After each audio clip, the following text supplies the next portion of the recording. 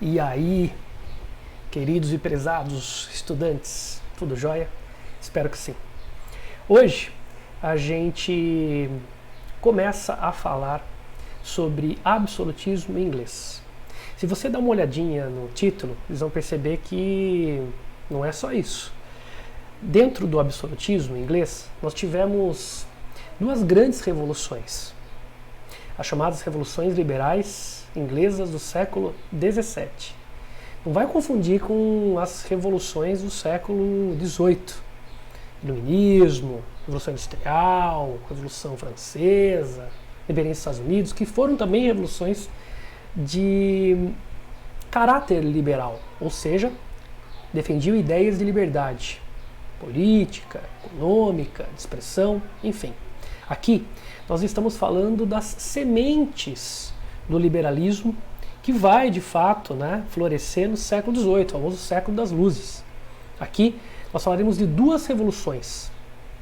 A Revolução Puritana de 1640 a 1649, uma revolução de características liberais, a luta contra o rei absolutista.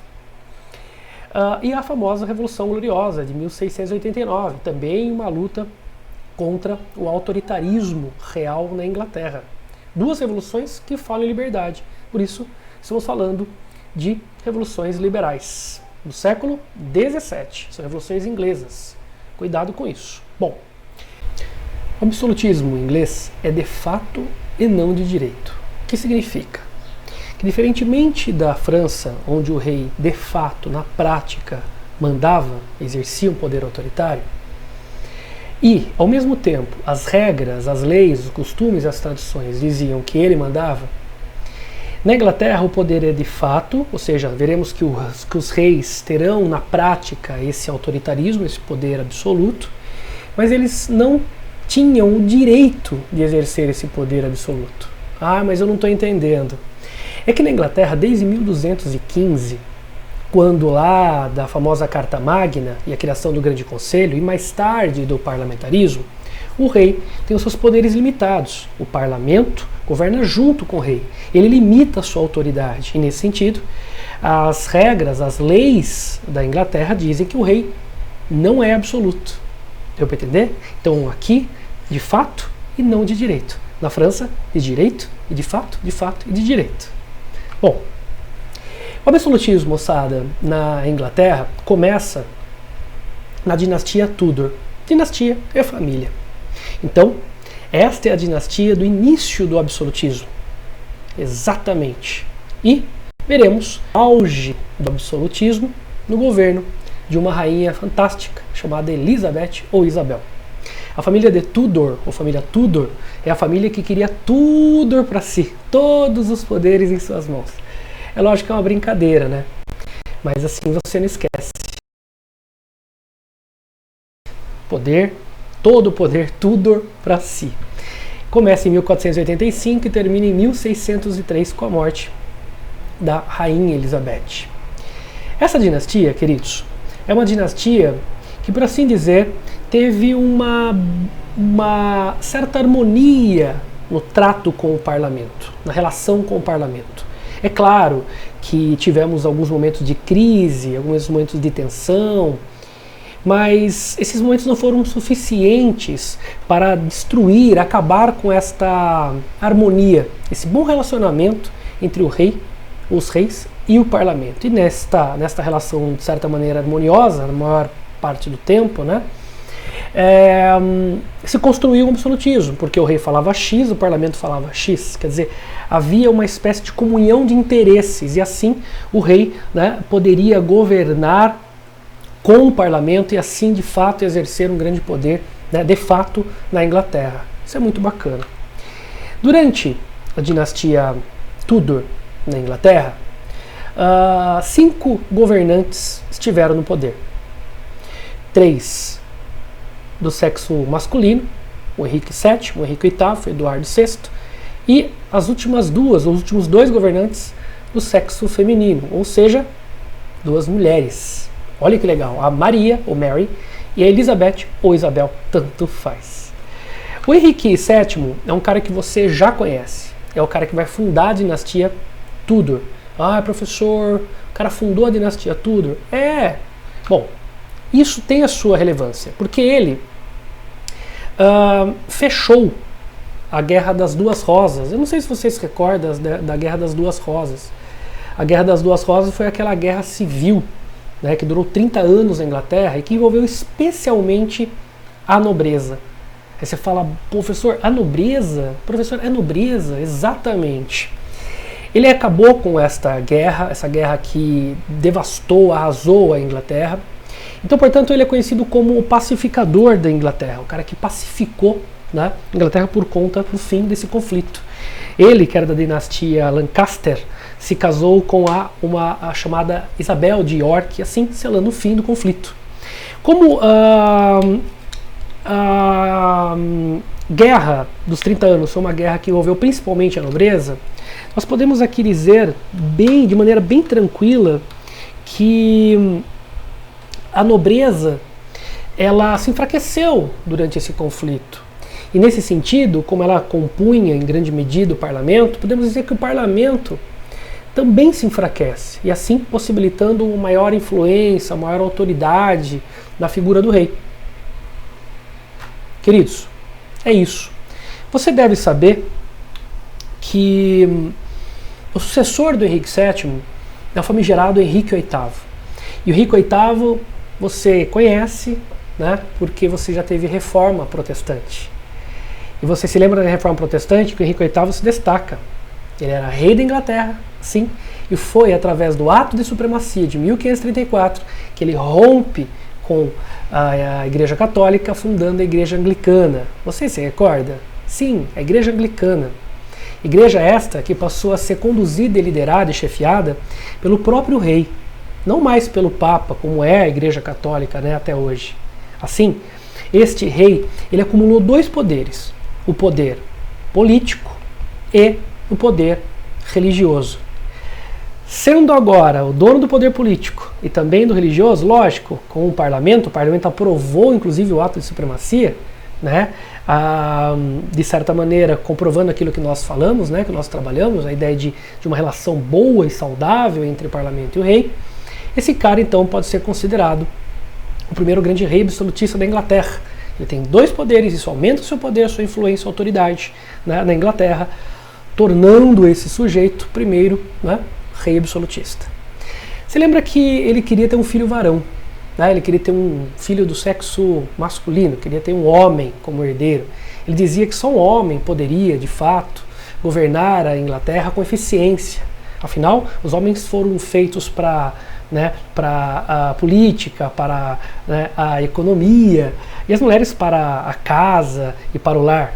Claro, não sou eu que estou dizendo isso, pessoal, longe de dizer isso. Mas na época nós estamos falando da cultura machista. Acreditem, até hoje tem gente que pensa assim. Que loucura, não? Que absurdo. Mas é isso. Na época era isso que ele imaginava. Então o sonho dele era um homem, não uma mulher. Ele vai queimar a língua, né, galera? Pô, vai queimar a língua, professor? Claro que vai queimar. Porque ele teve 6 esposas, se casou 6 vezes, 6 casamentos. No primeiro casamento ele teve uma mulher, no segundo casamento ele teve uma mulher, no terceiro casamento finalmente ele teve o tão sonhado menino. Mas olha, queimou a língua, porque o menino que ele sonhou como sendo mais eficiente governante era o Dudu VI, o Eduardo VI. E o Dudu VI, pessoal, era um menino com uma saúde muito frágil, né, debilitada. E o menino mal sentou no trono, mal reafirmou a obra do pai, a mais importante obra do pai, que foi o anglicanismo, e já bateu as botas. Se não me falha a memória, ele governou, né, os seus curtos 6 anos. Olha que coisa, hein? 6 aninhos, rapidamente. O governo dele, galera, passou voando. E o nosso amigo, então, faleceu, sem se transformar num grande rei como queria o pai. Por quê? Porque o pai queimou a língua. As maiores e mais marcantes, né, forças reais na Inglaterra foram de rainhas, não de reis. Não é legal isso daí? Oh, professor, as rainhas se destacaram? Sim, queimando a língua do Henrique VIII, né, e de outras pessoas. É isso daí. Quando Eduardo VI morreu, quem assumiu foi a sua irmã. A sua irmã tem nome, chama-se Maria I. Virou rainha, mas com grande dificuldade. A famosa Mary. A Mary foi a primeira filha do Henrique VIII. E essa menina sofreu pra caramba, né, galera? Porque ela foi rejeitada pelo pai. O pai queria um homem, teve uma menina, né? Primeiro, essa rejeição do pai. E claro, né? Vocês sabem que o pai se divorciou da mãe dela, Catarina de Aragão, que era espanhola, super católica. Então tem essa coisa também, né, de ver a mãe sofrendo no divórcio, né, na separação, e o pai também não queria saber dela. Ela vai guardar uma raiva, um rancor do pai. E agora que ela tinha direito ao trono e assumiu o trono, imagina. Bom, ela vai se vingar. A Maria logo se casou com um espanhol. Ela era espanhola, de origem espanhola, né? Pelo menos a mãe era espanhola. Se casou com um espanhol. Mais um espanhol rei. Ele era o rei da Espanha, o Felipe II. Importante na história, Felipe II, né? Um fervoroso católico, ou seja, um católico fervoroso, um fanático católico, um defensor perpétuo de Roma, do Papa. Ali vigorava uma intensa contra-reforma. Inclusive, muitas pessoas eram queimadas na fogueira da Santa Inquisição. A Espanha liderava a luta católica contra os protestantes na Europa. Você imagina? A Inglaterra era protestante, anglicana. E agora? Como é que a gente faz? O rei, marido de uma, filha do Henrique VIII que criou o anglicanismo? Professor, e aí, hein? E aí que você já sabe. Ela vai restaurar o catolicismo. A mamãe dela era católica, né? A família dela era católica, a Espanha era católica, o pai era anglicano. O pai acho que, né, deu um looping na cova de raiva, né, cara? Porque a sua maior obra foi aqui rasgada pela própria filha. Ela restaurou o catolicismo, mas a vida dela não foi mostrada tão tranquila assim, né? Porque ao rasgar o catolicismo, é óbvio, ao rasgar o anglicanismo, né, a nossa amiga adotando o catolicismo, ela vai perseguir protestantes de maneira extremamente violenta. Isso, inclusive, a pedido do próprio Felipe II, que era extremamente católico, como disse a vocês, e tinha o sonho, né, de ampliar o catolicismo na Europa, especialmente na Inglaterra. Para Felipe, o casamento era um casamento político, né, com interesses católicos, claro. E para ela, talvez o amor, talvez o afeto. Talvez. Por quê? Porque o Felipe não ficava na Inglaterra, ninguém gostava dele na Inglaterra, ele também não gostava da Inglaterra e permanecia na Espanha. E a menina, olha, rejeitada de novo, agora pelo marido. Ela até simulou 2 gravidez. Professor, não acredito. Para manter o cara na Inglaterra. Que coisa, não? Bom, permaneceu sozinha, o casamento não deu certo. E ela, rejeitada pelo pai, rejeitada pelo marido, enfim, vai ser lembrada na história de maneira pejorativa. Olha aí, ó, a sanguinária, Blood Mary, Blood Mary. Na mão esquerda, o terço, na direita, uma Bíblia, e atrás, dá uma olhada.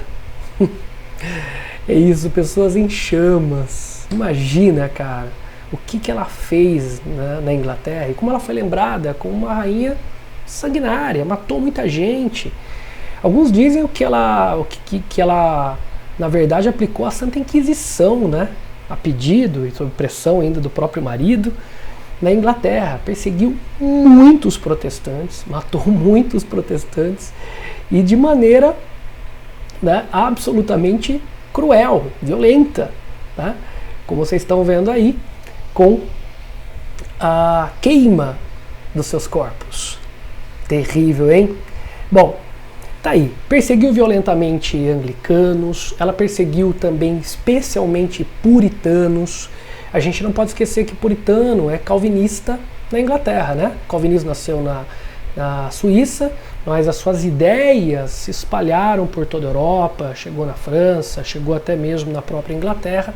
E na Inglaterra o calvinismo passou a se chamar puritanismo. Você sabe que o calvinismo tem seus princípios fundamentais, mas ele é interpretado de acordo com a nação, de acordo com a cultura, né, de um determinado país, tá? Então ela tem o seu tempero nacional. Então o calvinismo ele não é exatamente igual né, em todo lugar no mundo.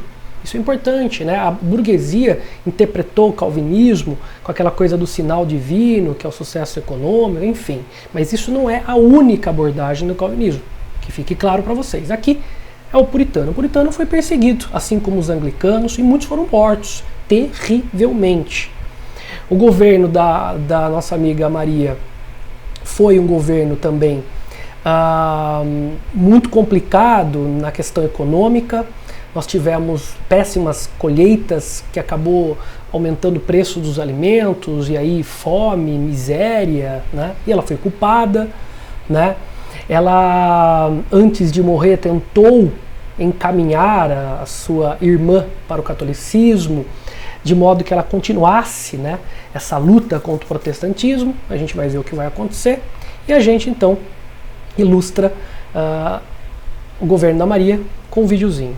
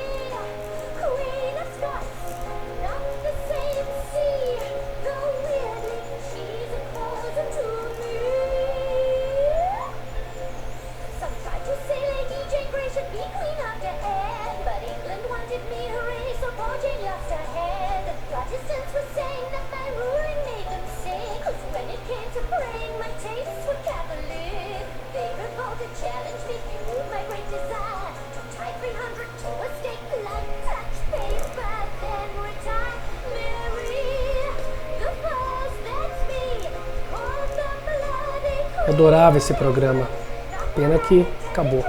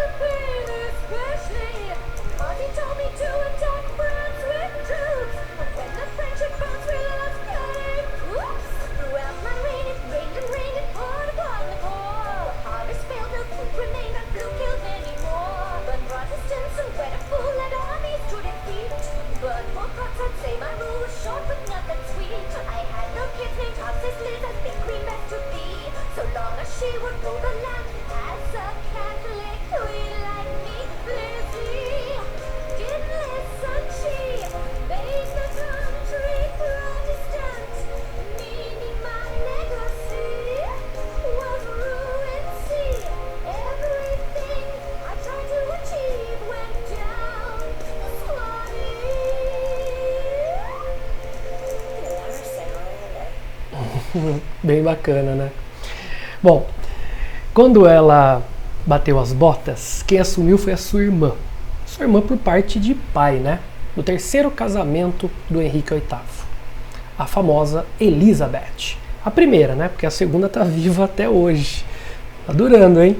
Essa daí é a Elizabeth I, também chamada de Isabel I. Uma fantástica, extraordinária e extremamente importante rainha para a Inglaterra. A Elizabeth não seguiu o conselho da irmã, que queria que ela fosse católica, e adotou o anglicanismo. E através do anglicanismo, através de práticas econômicas muito bem sucedidas, ela levará então a Inglaterra a um momento extraordinário, né, da sua história econômica. A gente vai falar sobre isso. E, claro, né, ela terá condições de concentrar mais poderes em suas mãos. É o período do auge do absolutismo com a rainha Elizabeth. Isso aí, vamos lá. Consolidação do anglicanismo, por quê? Ela é inteligente, né? Ao adotar o anglicanismo, a obra do pai, ela tem dois poderes, o político e o religioso. Isso aumenta o seu poder, aumenta a sua influência, mas causa problema com católicos. O professor, causa problema especialmente com o seu cunhado, o Felipe II, lá da Espanha. Vai ter problema. Diferentemente da sua irmã, Mesmo adotando o anglicanismo, que é uma religião protestante, ela não perseguiu outros protestantes e até mesmo os católicos. Ela criou a famosa Lei dos 39 Artigos de 1563. Essa lei dos 39 artigos, galera, ela versa sobre questões religiosas, especialmente dando aos protestantes calvinistas a liberdade de culto. Enquanto a irmã perseguiu os protestantes, ela deu liberdade religiosa aos protestantes. De maneira absolutamente inteligente, né? Por quê? Porque os protestantes calvinistas eram, em sua maioria, burgueses. Perseguir os burgueses, aqueles que faziam o comércio, aqueles que produziam, que geravam riqueza para a Inglaterra, era idiotice, né? Pensando e percebendo a importância desses caras para a economia, não valia a pena persegui-los. Então o puritanismo, no governo dela, se fortalece, cresce com liberdade.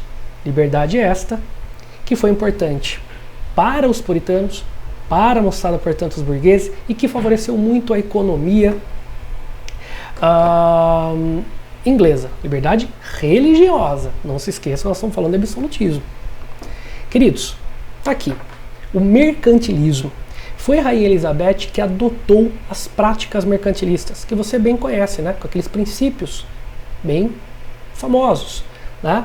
Ela vai adotar alguns princípios do mercantilismo, como o colonialismo, como balanço comercial favorável, né?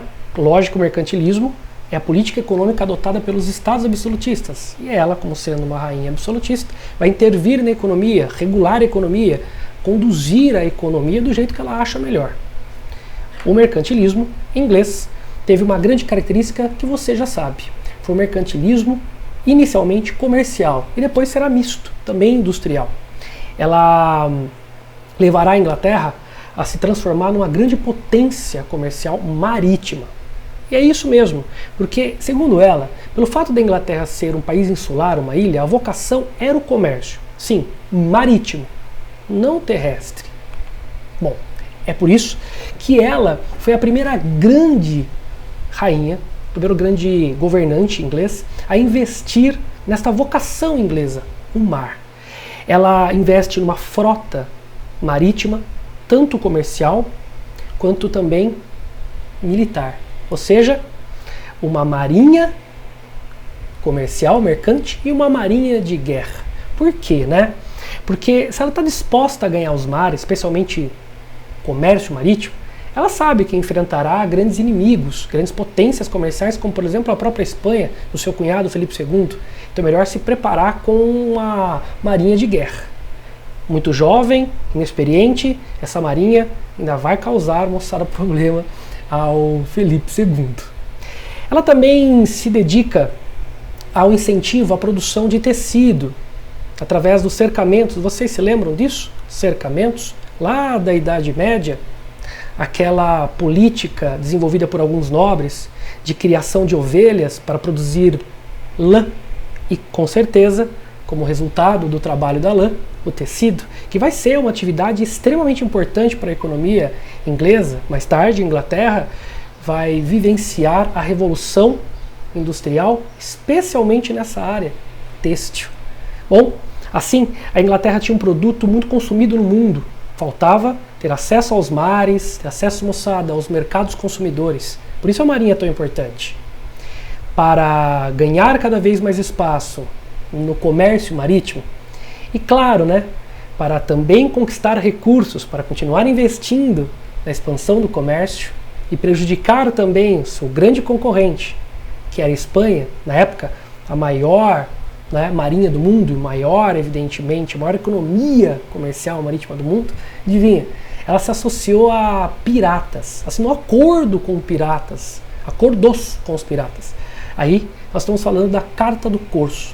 Isso mesmo, um documento que estabelecia um acordo de fato com piratas. Piratas que roubavam a serviço da Inglaterra. Roubavam principalmente os navios espanhóis, abarrotados de ouro e prata, que saíam da América para a Europa. Imaginou? Quando Felipe II descobriu, cunhado dela, que ela estava por trás desses atos de pirataria, ou seja, os corsários, piratas, né, com contrato, adivinha? Meu irmão, guerra. E a guerra para o Felipe II não era só por conta dos roubos apoiados, né, os atos de pirataria apoiados pela Rainha Elizabeth, mas porque o Felipe ainda tinha aquela ambição, né, de levar o catolicismo novamente para a Inglaterra, lembrando que ela era anglicana. Assim, temos a famosa Guerra do Corso. Guerra do Corso, porque lembra corsário, lembra pirata. Corno é outra coisa, você deve saber. Ah, não sei, tá ótimo, melhor ainda. De um lado, então, na Guerra do Corso, nós temos a Inglaterra, da Rainha Elizabeth, e do outro nós temos o famigerado espanhol Felipe II, o cunhado dela, inclusive, né? Felipe II já era experiente, a Espanha já era uma nação muito poderosa, né? E tinha uma marinha conhecida pelo título de Invencível Armada. Já imaginou enfrentar a Invencível Armada? A Rainha Elizabeth tinha uma marinha jovem e inexperiente. Quem será que ganhou essa guerra? A lógica diz uma coisa, mas a realidade diz outra. Tire 2 letrinhas da Invencível Armada e você vai descobrir quem perdeu. Quem perdeu foi a própria Espanha, acredite. Tá aí, né? Muitas mortes, derrota da Espanha. A Inglaterra não só vence militarmente, mas ela vai tomar o lugar da Espanha como grande potência comercial marítima. E daí, só vai perder essa liderança, né, no mar depois da Primeira Guerra Mundial e depois da Segunda Guerra Mundial. Acredite, Inglaterra, senhora dos mares, a partir da Elizabeth. Olha como ela é importante. Até hoje existe um grande debate em relação a essa Guerra do Corso. Os espanhóis dizem que eles cometeram erros nas batalhas e assim foram derrotados, por conta dos erros que eles cometeram, não pela, né, marinha inglesa, pela competência da Inglaterra. A Inglaterra disse, não, nós vencemos porque nós somos melhores, nossa marinha é melhor, enfim. Há um debate, né, acerca deste conflito. Mas, assim, a Rainha Elizabeth e a Inglaterra, vitoriosas, né, saem desse conflito com uma grande glória. A glória da vitória, mas também o fato de que a Inglaterra assume a hegemonia comercial marítima. Ela é dona dos mares a partir de então. E daqui para frente vai lucrar muito com o comércio ultramarino. Você fala, professor, e aí, hein? E aí, meus queridos? Que se não bastasse tudo isso que a Rainha Elizabeth fez, foi ela também a precursora, né, nas grandes navegações inglesas. Foi ela a primeira governante, primeiro, né, governante inglês a lançar a Inglaterra nas grandes navegações, na expansão marítima. Você sabe muito bem que o novo mundo, né, especialmente a América, estava em grande medida nas mãos dos países ibéricos, Portugal e Espanha, que assinaram o Tratado de Tordesilhas e dividiram do jeito que acharam melhor. O que sobrou ficou para os países retardatários, ou seja, que saíram depois das grandes navegações, saíram depois para as grandes navegações. Ficaram, por exemplo, com aquilo que não interessava a priori espanhóis e portugueses, a América do Norte. Franceses e ingleses vão disputar, inclusive através de armas, esses territórios, o Canadá hoje e os Estados Unidos também, né, de hoje. Bom, ela que inicia o processo de colonização. E as primeiras embarcações inglesas vão ancorar na costa leste-sul dos Estados Unidos de hoje. Território banhado pelo Oceano Atlântico. Exatamente. Daqui, mais tarde, nascerão as 13 colônias inglesas. Mas por enquanto, só algumas colônias nessa região que vocês estão vendo aqui em verde. Estão vendo? Na cor verde. Né? Que nós chamaremos de colônias do Sul, as primeiras colônias inglesas da América e na América do Norte. Bom, para colonizar esse território, a Rainha Elizabeth adotou um sistema, um modelo muito usado por espanhóis e portugueses, conhecido como colonização de exploração. Como ela é inglesa, ela chamou de plantation. E as características são conhecidas por vocês: latifúndio, grandes propriedades, monocultura, especialmente, galera, para atender o mercado europeu, inglês. No primeiro momento, os caras vão investir em tabaco, depois em algodão. Algodão, importantíssima matéria-prima para o tecido inglês, né?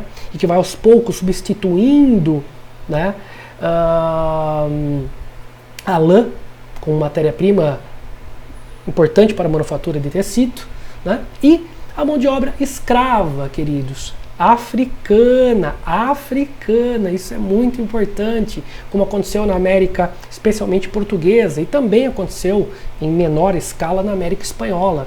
A produção, como característica marcante desse tipo de colonização, é a produção para o mercado externo. A ideia não era atender os interesses dos colonos, mas sim da metrópole, da própria rainha. E serviu muito aos interesses da rainha e de muitos nobres. Não se esqueçam disso. A primeira colônia fundada pela Inglaterra na América do Norte foi a Virgínia. Primeira colônia. E o mais interessante, não esquece, em homenagem à rainha. A própria rainha, a Elizabeth. Peraí, mas ela era virgem? Mais ou menos. Ficou conhecida como a Rainha Virgem. Mas por que a Rainha Virgem? Porque ela era virgem? Não sabe de nada, inocente. Pessoal, virgem a gente acha que não era, né? Ela teve vários casos, inclusive com piratas, né? Mas esses casos só deixaram ela mais, né, aborrecida. Nenhum deu certo. Então ela não se casou, ela não teve filhos, portanto não deixou herdeiros. E assim ficou conhecida como a Rainha Virgem. Ela não queria que nenhum homem mandasse nela. Acho que ela tem razão. Poderosa, né? Senhora de si, um homem deveria mandar nela. Bom, nossa querida Elizabeth morreu sem deixar filhos, herdeiros, em 1603. A famosa Bebel, né? Já que a gente precisa ficar íntimo dela, ela é super importante na história do absolutismo inglês, e a história de toda a Inglaterra, na verdade. Ela morre sem deixar herdeiros, e isso vai abrir, moçada, espaço para a entrada de uma outra dinastia de escoceses, usavam saia, o chamado Stuarts. E a partir de então, meu irmão, acredite, o bicho vai pegar. Reis Stuarts não se davam bem com o parlamento inglês. E essas disputas políticas entre reis Stuarts e parlamento na Inglaterra gerarão duas revoluções, a Revolução Puritana e a Revolução Gloriosa, que nós iremos trabalhar num próximo encontro. Valeu, muito obrigado pela atenção e até a próxima.